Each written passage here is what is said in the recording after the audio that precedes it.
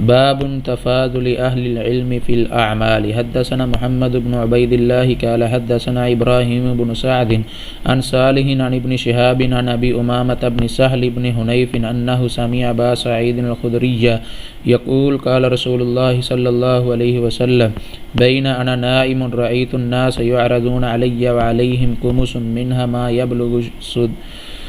منها ما يبلغ سدية ومنها ما دون ذلك وعرض علي عمر بن الخطاب وعليه قميص يجره قالوا فما أولت ذلك يا رسول الله قال الدين۔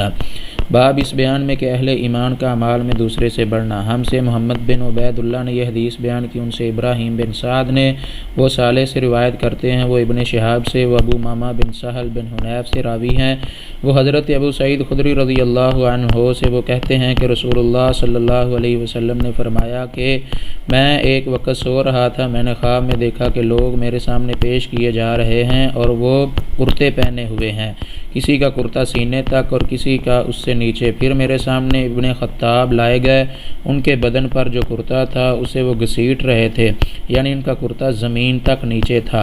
صحابہ نے پوچھا کہ یا رسول اللہ صلی اللہ علیہ وسلم اس کی کیا تعبیر ہے؟ آپ نے فرمایا اس سے دین مراد ہے۔ یہ حدیث صحیح البخاری کی حدیث نمبر 23 ہے۔ والسلام علیکم ورحمۃ اللہ وبرکاتہ۔